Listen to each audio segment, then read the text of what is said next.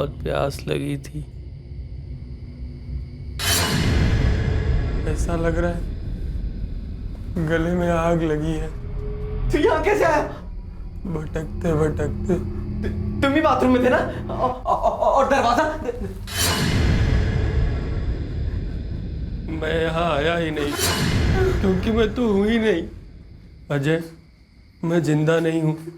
तुम उनको बता दो, तुम बता दो मुकेश मर चुका है। तुम बताओगे ना?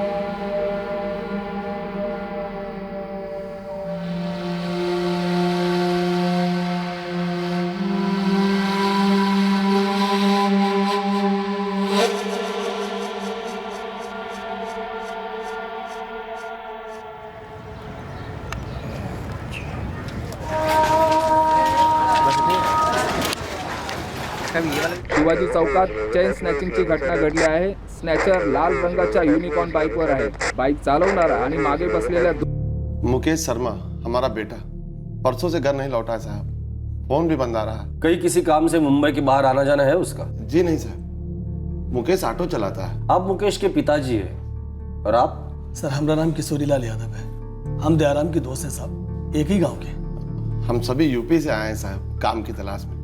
यहीं प्रगति नगर की चाली में रहते हैं। कोई खास दोस्त हो सकता है, किसी दोस्त के साथ कहीं गया हो? सर, हमारा बेटा अजय मुकेश का बहुत ही खास दोस्त है। उसके अलावा उसका और कोई खास दोस्त नहीं है। अजय करता क्या है? टैक्सी चलाता है साहब। इस वक्त अजय कहाँ है? साईं बाबा के दर्शन करने शिरडी गया है साहब। हमने उसको फोन लगाया था, उसने बताया कि उसे मुकेश के बारे में कुछ नहीं पता। मुकेश हर बात अजय को बताता है साहब, पता नहीं इस बार काहे कुछ नहीं बोला। ये अजय शिरडी कब गया? परसों गया है साहब। जब मुकेश घर नहीं लौटा तो सबसे पहले फोन हमने अजय को ही लगाया था साहब। अरे आओ दया, आओ, खाना खाओगे? दाल बना रहे। किशोरी, हाँ। अजय घर लौटा है का? कब है का? आज तो शाम को गाड़ी लगा दिया। घर आया, हाथ मुंह धोया और दर्शन करने चला गया शिरडी साईं बाबा के।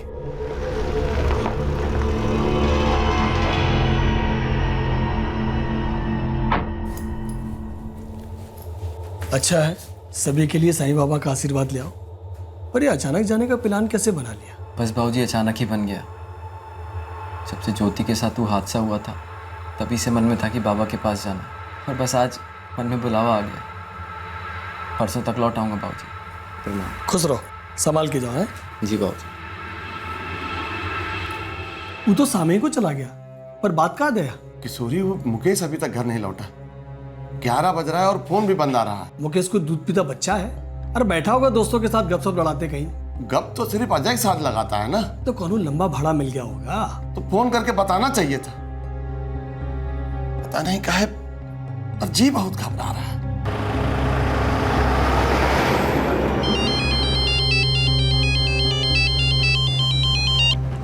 हाँ बाबूजी। तुम्हारा मुकेश से कौन बात हुआ था का? कौन बारे में बाबूजी? अरे मुकेश अभी तक घर नहीं लौटा है बेटा। दया बहुत परेशान है। 11:30 बज चुके हैं और उसका फोन भी बंद मिल रहा है। मुकेश तो कभी फोन बंद नहीं रखता।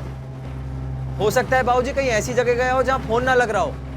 आप दया काका को कहिए चिंता ना करे, मुकेश आ जाएगा। अरे हम भी यही समझा रहे थे दया को, लेकिन परेशान है। ठीक है। परसों सुबह घर से निकला था धंधे पर, अभी तक नहीं लौटा है। फोन भी बंद आ रहा है। साहब, मुकेश और अजय कभी भी अपना फोन बंद नहीं रखते और हर रोज अपना काम खत्म करके लगभग टाइम से घर लौटाते। देखिए, हो सकता है किसी काम में फंस गया हो या फोन की बैटरी खत्म हो गई हो। फिर भी हम लोग मुकेश को ढूंढना शुरू कर देते। लेकिन हाँ, मुकेश अगर घर लौटा है तो तुरंत हमें बता दीजिए। कामड़े, हॉस्पिटल और मॉर्ग रूम चेक करना और ये फोटो सब जगह सर्कुलेट कर दो। हो सर। देखिए, आप लोग भी घर चले जाइए।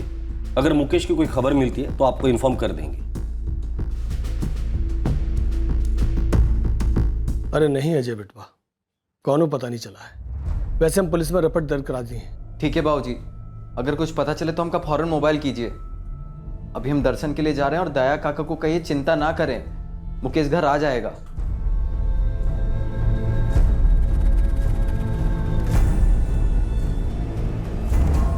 अजय ने दर्शन किए, दुआ मांगी, पर उसके दोस्त मुकेश की कोई खबर नहीं आई। शाम हो गई, फिर रात हुई और फिर एक बार अजय ने मुकेश को देखा।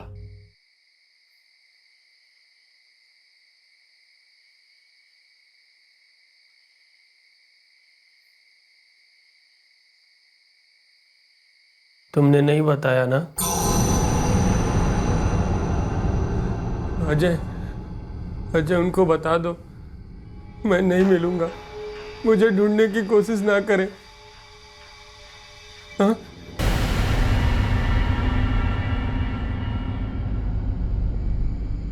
ज्योति अजय की पत्नी थी। 1 साल पहले की बात है। ज्योति उस वक्त घर में अकेली थी। 8 महीने प्रेग्नेंट थी जब एक हादसा हुआ।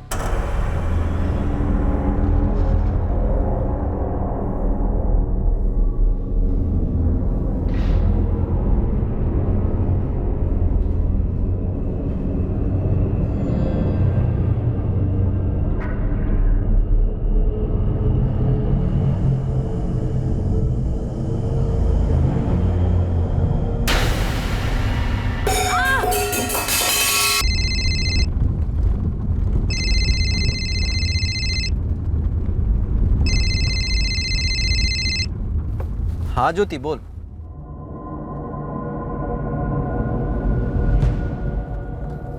कहा? तुम चिंता ना कर, हम अभी पहुंचे वहां पे। अजय तुम टेंशन में गाड़ी मत चलाओ, हम सीधे वहीं पहुंच रहे हैं। और सुनो, हम बाबा और किशोरी काका को भी बोल देंगे। हाँ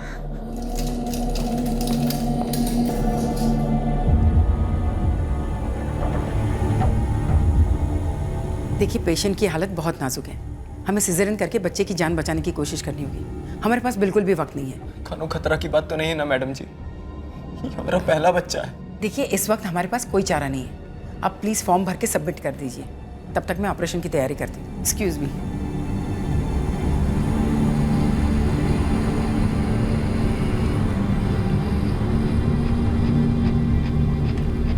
अजय तुम हौसला रखो, सब ठीक हो जाएगा। बेटा, बहू कैसी है? काका, डॉक्टर ऑपरेशन करके बच्चा निकाल रहे हैं। ज्योति भाभी की हालत बहुत ही नाजुक है।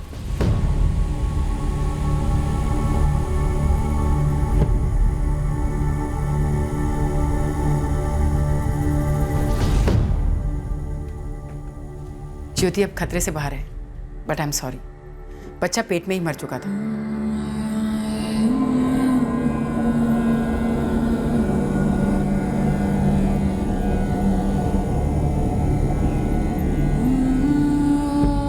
सब हमारी गलती है, हमने ध्यान नहीं दिया। अरे ऐसा ना कहो ज्योति, मैं तुम्हारी कोई गलती नहीं है।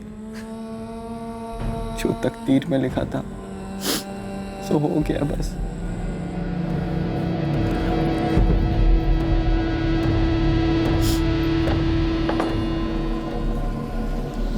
यार मुकेश, तुम्हारी ज्योति भाभी अभी भी सदमे में है। हमारी मानो तो ज्योति भाभी को गांव भेज दो। देखो वहाँ तुम्हारी अम्मा रहती हैं, भाभी का मन लगा रहेगा और धीरे धीरे सब ठीक हो जाएगा भाई। यहाँ रहेंगी तो बार बार वही सब याद आएगा। बेटा अजय, मुकेश जो कह रहा है ना, वो गलत नहीं कह रहा। बहू आजकल बहुत उदास रहती है। अरे तो क्या करे बेचारी, तुम बाप बेटा दिन भर घर से बाहर रहते हो, वो घर में अकेली, उदास तो होगी ना। इतना बड़ा हादसा हुआ, कैसे भूल पाएगी?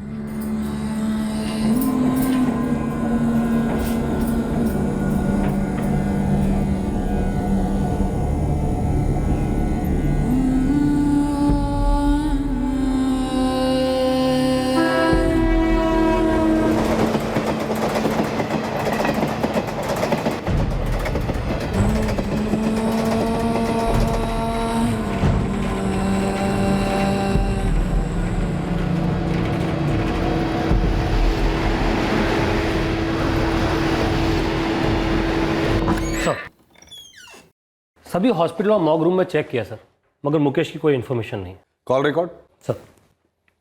सर 1 दिसंबर को रात 9:30 बजे उसका फोन स्विच ऑफ हुआ सर। कहाँ? सूचकवाड़ी के आसपास सर। हम उस इलाके के सारे ऑटो ड्राइवर से भी बात कर रहे हैं। किसी पे शक करे ऐसा कोई नंबर? नहीं सर, ज्यादातर फोन कॉल उसके घर वालों और अजय को ही किए गए। ये रिक्शा खुद की है या किराए की? किराए की है सर। कांस्टेबल भोसले को भेजा है रिक्शा के मालिक से बात करने के लिए। ये मेरी रिक्शा है जो मुकेश चलाता है। कब लौटाई उसने आपको रिक्शा श्रीकांत जी? शाम को 7:30 बजे शिफ्ट खत्म होती है, लेकिन 1 दिसंबर को 8:30 बजे मुकेश आया था और गाड़ी और चाबी लौटा कर चला गया।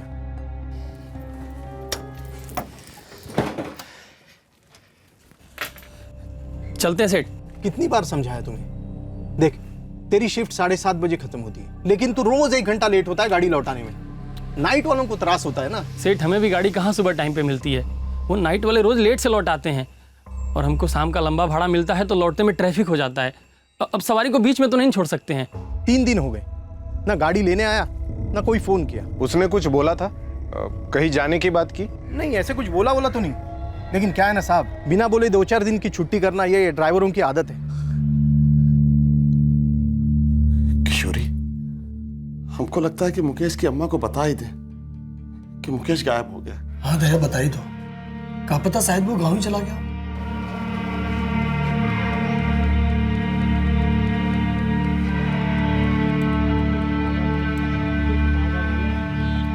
गायब कैसे हो सकता है जी? सब ठीक तो है ना? कौनो ठीक नहीं है सरला। 3 दिन से मुकेश का कौनो पता नहीं है। लेकिन वो कुछ तो बोल कर गया होगा ना। आप कहीं डांट वाट तो नहीं दिए उसको? नहीं नहीं, ऐसा कौनो बात नहीं हुई है। पुलिस को बता दिए हैं, वो भी ढूंढ रहे हैं उसको। क्या बोल रहे हैं आप? हमको लगा कहीं गांव वाँव तो नहीं पहुंच गया, इसके लिए फोन किए थे। आपको बिना बताए गांव काहे आएगा जी? अच्छा सुनो, तुमको कुछ पता चले और कुछ सुनाई दे उसके बारे में तो तुरंत हमको फोन मिलाना। हाँ, गांव भी नहीं गए हैं मुकेश। गजेंद्र। हाँ माँ। तुम्हारे मुकेश भैया तुम्हें फोन किए थे का? नहीं तो काहे का बात है? यहाँ आने वाने की कछु बात हुई थी का? नहीं, हमरे मुकेश भैया तो कोनो बात नहीं हुई थी। है राम, तो फिर कहाँ चला गया? अरे हमको क्या पता अम्मा।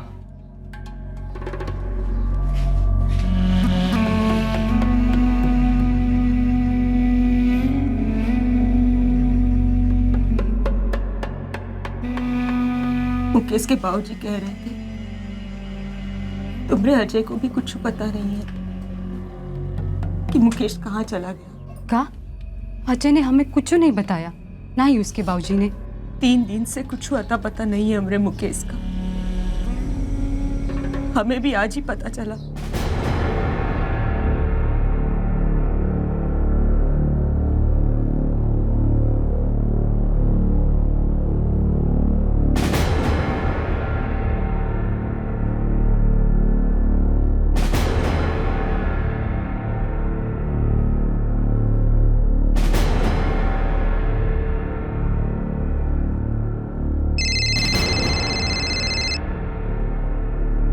हाँ भैया बोलिए।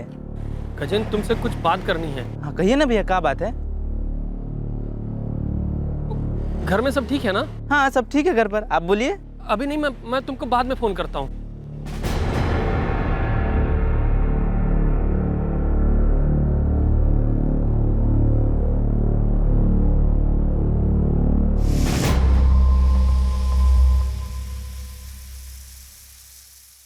बाबूजी से कह दो मैं मर चुका हूं। मैं गजेंद्र को समझाने की हिम्मत नहीं जुटा पाया। बता दो उनको, मैं गजेंद्र से बात नहीं कर पाया।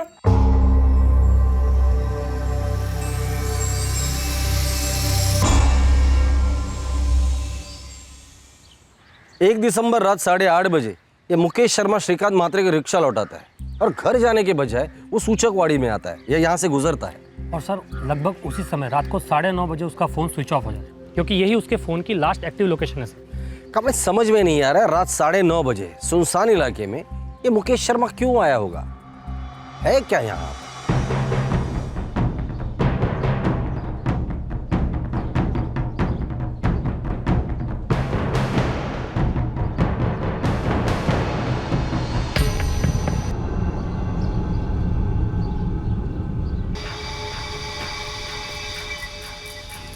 लगता है ये खून है, सूखा हुआ। कामड़े, ये मिसिंग केस है या मर्डर केस? एक काम करो, फॉरेंसिक को बोलो सैंपल ले ले।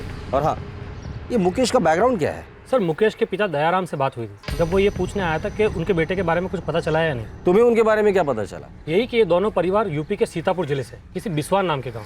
सर, अजय के पिता किशोरी लाल वहाँ टैक्सी चलाते थे। वो 3 साल पहले यहाँ मुंबई आए और यहाँ टैक्सी चलाने लगे।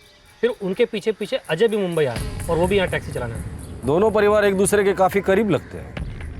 फिर किशोरी लाल का खास दोस्त और मुकेश के पिता दयाराम भी मुंबई आए और उसके बाद मुकेश भी मुंबई आ गया और वो यहाँ ऑटो चलाने लगा। दयाराम और किशोरी लाल जब मिसिंग कंप्लेंट दर्ज कराने आए थे तो बता रहे थे कि अजय और मुकेश खास दोस्त है। हाँ सर, दोनों लंगोटिया यार है। दयाराम जी बता रहे थे लंगोटिया यार है और उसे अपने दोस्त के गायब होने के बारे में कुछ भी पता नहीं है। शिरडी से कब लौट रहा है वो? आज लौटेगा। 1 दिसंबर को गया था सर। ये इत्तेफाक है या कुछ और? जिस दिन मुकेश गायब हो गया उसी दिन अजय शिरडी गया। सर, किशोरी लाल जी बता रहे थे कि जब से अजय की पत्नी ज्योति के साथ ये हादसा हुआ और उसने अपना बच्चा खोया, तब से अजय शिरडी जाने के लिए सोच रहा था। ये अजय शिरडी अपनी बीवी के साथ गया है? नहीं सर, उसकी बीवी उसके गांव में अपनी सास के साथ रहती है। इस अजय यादव को फोन करके बोलो शिरडी से सीधा पुलिस स्टेशन है और हमें दर्शन दे। शिरडी में अजय यादव एक भयंकर सपने से आतंकित हो रहा था। उसके सपने में उसका सबसे करीबी दोस्त मुकेश उससे बार बार ये दलील कर रहा था कि वो मुकेश के पिता दयाराम शर्मा से ये बात कहे कि वो जिंदा नहीं है, मर चुका है। वो अजय से कह रहा था कि वो अपने छोटे भाई गजेंद्र से बात नहीं कर पाया था। ये सपना अजय को बार बार क्यों आ रहा था? मुकेश दरअसल अजय को क्या बताने की कोशिश कर रहा था? क्या अजय इस सारे माजरे के बारे में कुछ जानता था? क्या अजय किसी को कुछ बताने वाला था?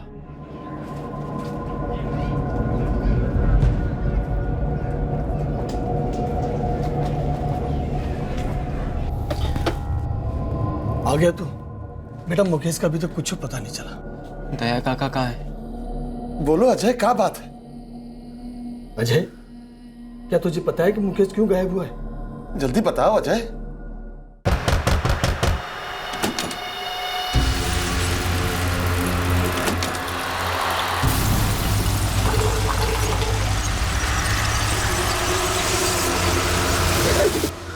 अजय, गजेन। गजेन? हमारा गजेन? गजेन को कुछ पता है इस बारे में? गजेन कुछ किया है? पहले भी करता था और अभी भी करता है। और कैसी हो? ठीक हो? वो तो तुम्हारा चेहरा बता रहा है कि कितनी ठीक हो। यहाँ अकेला अकेला लगता होगा, नहीं?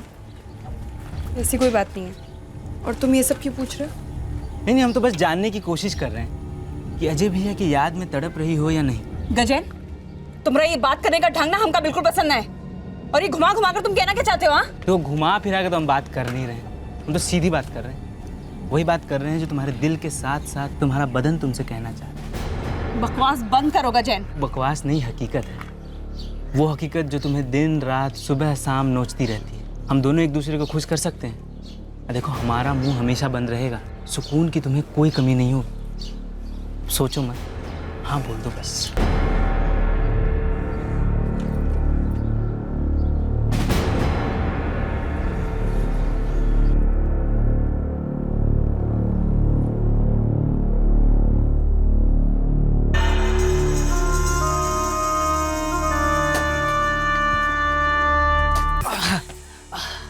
औकात में रहो गजेन, वरना हम तुम्हारी अम्मा को सब बता देंगे। कह देते हैं हम। क्या सब कुछ बता देंगे ज्योति भाभी? ये भी बता देंगे कि आप ही ने हमको उकसाया है। झूठ है ये, कोई नहीं मानेगा तुम्हारी बात। चलो मान लेते हैं कि कोई नहीं मानेगा। सब हमें 2-2 थप्पड़ लगा देंगे, अम्मा, बाबूजी, मुकेश भैया। लेकिन आपके पतिदेव अजय भैया, उनकी एक शक भरी नजर आपके लिए 100 थप्पड़ के बराबर है। वो हम पर कभी शक नहीं करेंगे, समझे तुम? अरे आपको ऐसा लगता है? मर्द का दिमाग तो हमारे पास है, आपके पास नहीं। देखना चाहती हैं कैसे अजय भैया का दिमाग घुमा सकते हैं? निकल जाओ यहाँ से गजेन, अभी निकल जाओ।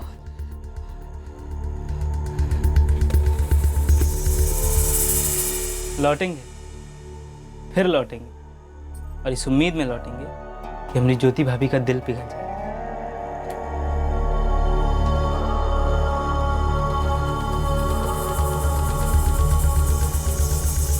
कहाँ बक रहे हो अजय तुम? ज्योति खुद हमसे शिकायत की है ही बारे में।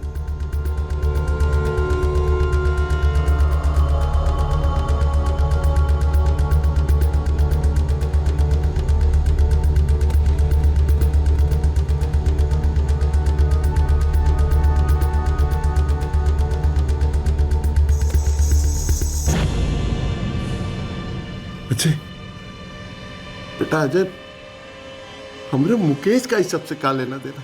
इस हमरे सपनों में आके हमें डरा रहा है काका। अजय, मुकेश कहाँ है बेटा? क्या जानते हो तुम? और इस सपना अपना क्या बोल रहे हो? हाँ? हम गजेन से बात नहीं कर पाए काका, हमारी हिम्मत ही नहीं हुई।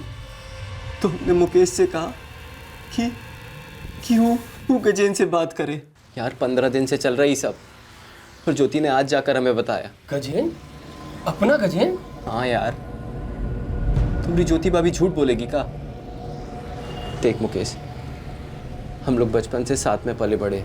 गजेन तुम्हारा छोटा भाई है, नहीं तो गांव जाके अभी तक हम ही उसकी हड्डी तोड़ दिए होते। बेहतर यही होगा कि तुम उससे बात करो और बोलो कि आज से अभी से ये सब बंद होना चाहिए।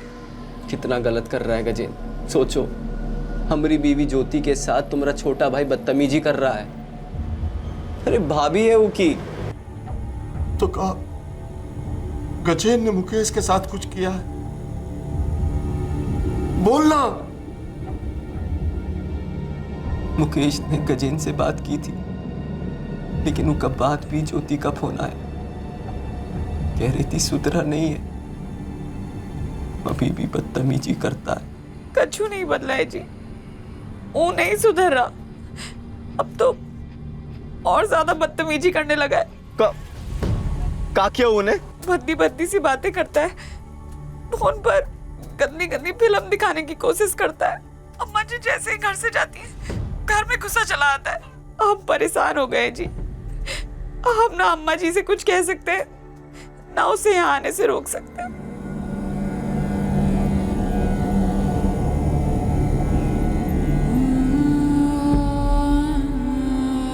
देखो अजय, गजेन अभी बच्चा है, वो ठीक से बड़ा भी नहीं हुआ है, लेकिन उसको एक दिन समझ में आएगा कि क्या सही और क्या गलत। सही का हो सकता है? हाँ, जो हो रहा है हद से बाहर और गलत हो रहा है। और ये बच्चा समझ के माफ करने वाली तो बात ही ना करो मुकेश। अरे तुम उसे बात करने की बजाय हमें समझा रहे हो। का गया है तुम्हें? हमें लगा तुम उससे बात करोगे तो डर या शर्म के मारे उसे छेड़ना छोड़ देगा, कि तुमने तो उसे बात ही नहीं की।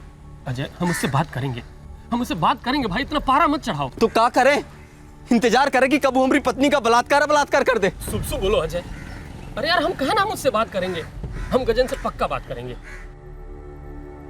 मुकेश तो ऐसे बात कर रहा था जैसे मानो गजेन ने कोई बचकानी शरारत की हो, बगीचा से आम बाम तोड़ा। अरे इतने दिनों से ये सब चल रहा था, तो तूने हमें और दया को बताना जरूरी नहीं समझा?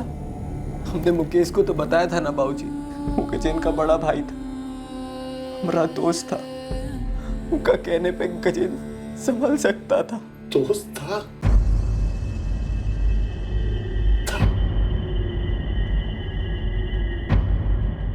का क्या मतलब है अजय?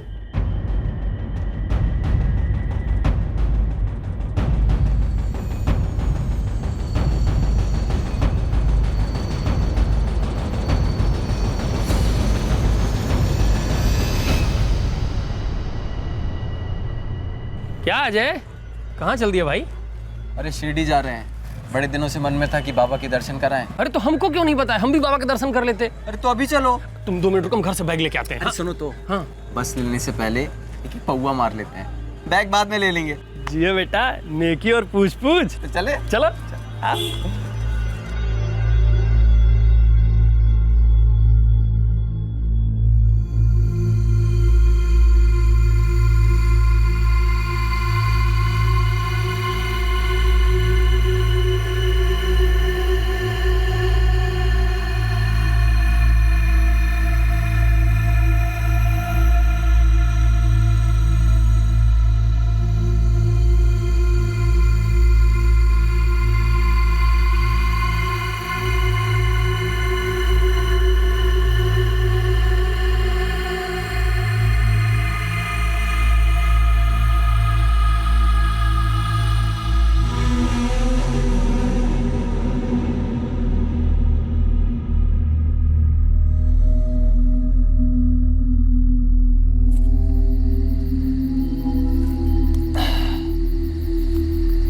अजय, हम बाबूजी को फोन करके बता देते हैं कि हम भी तुम्हारे साथ शिरडी जा रहे हैं और हम घर आ रहे हैं बैग लेने। अरे रुक रुक रुक, अभी आज नहीं जाते, कल जाएंगे। कहाँ है? आज बहुत चढ़ गई है और तुम तो हमें दो दो दिखाई दे रहे हो। एक तुम और तुम्हारे पीछे वो तुम्हारा भूत। अबे भूत वूत कुछ नहीं होता है, ये सिर्फ दिमाग का खेला होता है या नशा का। अच्छा ठीक कह रहे हो, आज ज्यादा हो गई है, कल चलेंगे। कल जाएंगे? कल जाएंगे।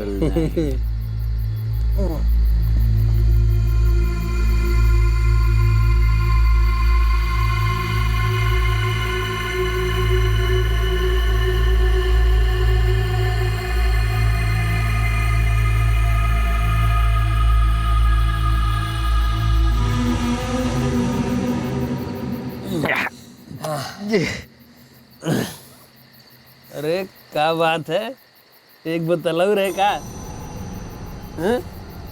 बोतल नहीं, कुछ और है। क्या है?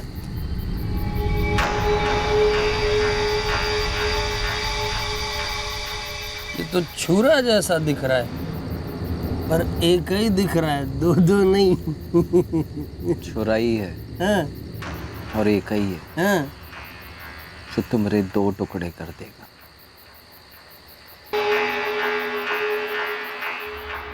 हमने उसको हमेशा के लिए खामोश कर दिया, लेकिन उस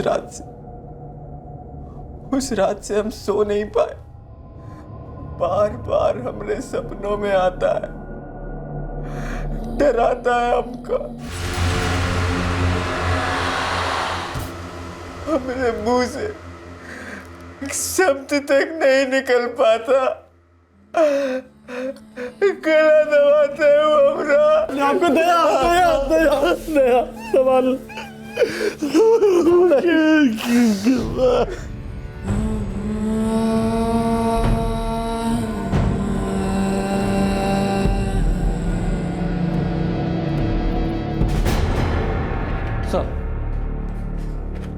सर फॉरेंसिक टीम ने क्राइम सीन से वो ब्लड सैंपल्स ले लिए। डिटेल रिपोर्ट आने में तो थोड़ा वक्त लगेगा, लेकिन शुरुआती जांच से पता चला है कि वो ब्लड ह्यूमन ब्लड है सर। अजय की कोई खबर? नहीं सर, कोई खबर नहीं। वैसे एक और बात थी सर। क्या? सर अजय के फोन रिकॉर्ड्स निकले। 1 दिसंबर की रात 9:30 बजे जब मुकेश का फोन सूचकवाड़ी के पास स्विच ऑफ हुआ सर, उस वक्त अजय के फोन लोकेशन भी सूचकवाड़ी के पास थी सर। मतलब ये अजय जरूर कुछ जानता है, उठवाओ उसे।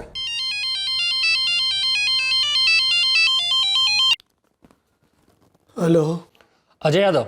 जी नहीं, हम हूँ के बाबा किशोरी लाल यादव बोल रहे हैं। जी मैं सब इंस्पेक्टर कांबळे बोल रहा हूँ। अजय आ गया शिरडी से? लौट है साहब।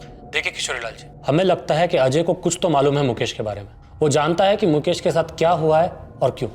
जी साहब, उसे मुकेश के बारे में सब मालूम। वो कहाँ है, उसके साथ क्या हुआ और क्यों हुआ।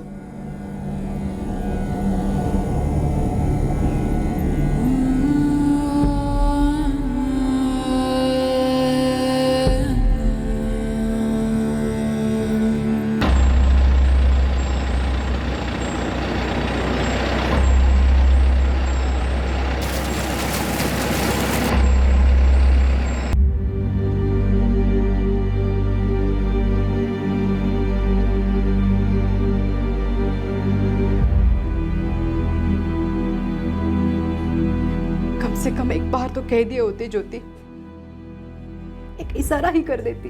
हमने उनसे कहा था अम्मा जी, अब हम क्या जानते थे कि बात इतनी आगे बढ़ जाएगी। आप ही कहिए अम्मा जी, हमारी क्या गलती थी। वो हमारे पति है, उनसे ना बताते तो किससे बताते।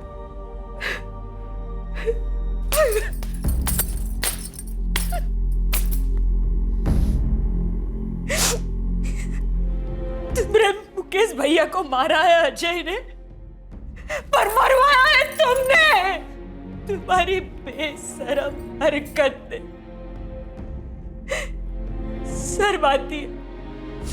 शर्म आती है हमें ये बताने में कि हमने तुम्हें जनाया है।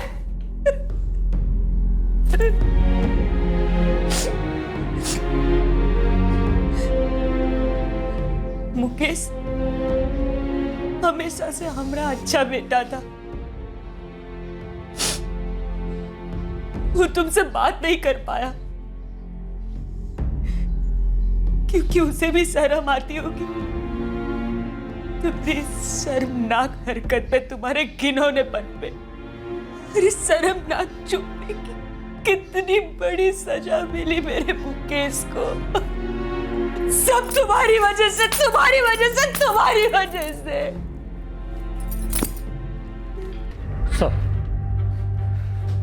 सर डीएनए रिपोर्ट आ गई। दयाराम शर्मा से मैच भी होती है। बॉडी मुकेश की है सर। मर्डर वेपन वो छुरा और मुकेश का मोबाइल? सर डाइवर्स नाले में अभी भी ढूंढ रहे हैं, लेकिन हमें उस दुकानदार का स्टेटमेंट मिल गया है जिससे अजय ने छुरा खरीदा था, लेकिन सर मोबाइल अभी नहीं मिल पाया। ठीक है कामड़े, चार्जशीट फाइल कर दो। किशोरी, कुछ समझ में नहीं आ रहा है, का सही था का गलत था।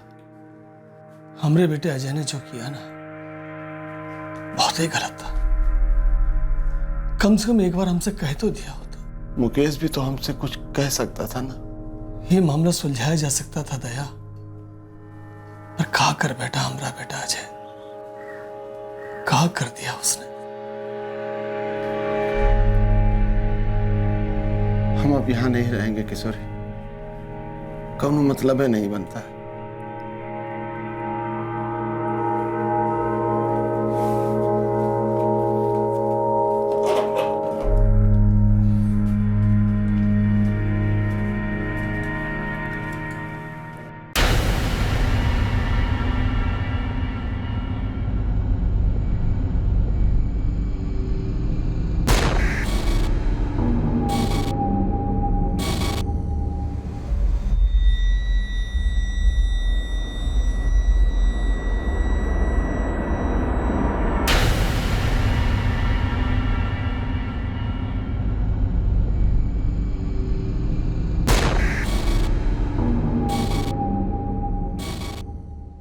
संताप, सताना, तंग करना, बदतमीजी, अश्लील हरकतें, भद्दे प्रस्ताव। एक आदमी के इस बर्ताव से एक औरत बेहद परेशान थी। उसने हजारों मील दूर रह रहे अपने पति को यह बात बताई। पति को लगा कि समस्या को हल करने के लिए सताने वाले के बड़े भाई को यह बात बतानी चाहिए, जो कि उसका जिगरी दोस्त था। लेकिन बातें नहीं हुई। एक कत्ल हुआ और उस कत्ल का अंजाम यह हुआ कि पति अजय को भयंकर सपने आने लगे, जहां सपने में मारा गया आदमी मुकेश उससे बार बार यह कह रहा था कि वो सबको बता दे कि उसने क्या किया है। आखिरकार गुस्से पर पछतावा हावी हुआ और अजय ने सबके सामने आकर अपने जुर्म को कबूल कर लिया। एक संगीन जुर्म की बदौलत मिलने वाली सजा की असलियत को कबूल कर लिया। आज अजय अपने किए पर शर्मिंदा है, पछता रहा है। गजेंद्र भी जिल्लत और पश्चाताप की आग में जल रहा है, लेकिन पश्चाताप एक मरे हुए आदमी को, एक जिगरी दोस्त को, एक बेटे को, एक बड़े भाई को जिंदा नहीं कर सकता, उसे वापस नहीं ला सकता। आज दोनों परिवार दर्द के कोहरे में घिरे हैं। एक परिवार ने अपना जवान बेटा खो दिया और दूसरे परिवार का जवान बेटा अपने किए की सजा जेल में काटेगा। क्या यह दुखद घटना टाली जा सकती थी? बिल्कुल टाली जा सकती थी। ऐसा कोई मसला जब कोई बहुत बड़ा हादसा होने की कगार पर खड़ा होता है, तब वो एक वार्निंग बीप, एक दस्तक जरूर देता है कि मामले को काबू में कर लो, हादसा होने से बचा लो। बदतमीज और बेलगाम गजेंद्र पर घर के बड़े अंकुश लगा सकते थे, लेकिन यह तभी संभव था जब उसकी हरकतें सामने लाई जाती, ज्योति पर हो रही यातनाएं सामने लाई जाती, इस विषय पर खुलकर बातचीत होती और कुछ ठोस कदम उठाए जाते। जरूरी नहीं था कि मुकेश ही गजेंद्र से बात करता, उसके माँ बाप भी बात कर सकते थे, या अजय खुद बात कर सकता था, या अजय के माँ बाप बात कर सकते थे, या कोई तीसरा बात कर सकता था। लेकिन सबसे जरूरी यह था कि बात हो, और वही नहीं हुआ। और हुआ क्या? एक कत्ल जिसने दो परिवारों को मार डाला। अजय यादव को आईपीसी की धारा 302 के तहत हत्या के लिए और धारा 201 के तहत सबूत मिटाने के लिए गिरफ्तार किया गया है। वो पुलिस कस्टडी में बैठा इस केस के फैसले का इंतजार कर रहा है। इस हादसे में हम सबके लिए सीख है कि गुस्से को तूफान बनकर तबाही मत मचाने दो, क्योंकि गुस्सा भी हर तूफान की तरह ऐसा नुकसान पहुंचाता है जिसकी भरपाई दुनिया की कोई ताकत नहीं कर सकती। मैं अनूप सोनी आपसे विदा लेता हूं। आपसे फिर मुलाकात होगी क्राइम पेट्रोल सतर्क में कल रात 11 बजे एक और नए केस के साथ। याद रखें, क्राइम पेट्रोल सतर्क का शनिवार और रविवार का एपिसोड रात 11 बजे ही टेलीकास्ट होगा। देखते रहें क्राइम पेट्रोल सतर्क। सबक एक को, सीख हम सबको। जय हिंद। क्राइम पेट्रोल्स के और भी दिलचस्प कहानी देखने के लिए हमारे चैनल को सब्सक्राइब करें और बेल आइकॉन दबाना न भूलें।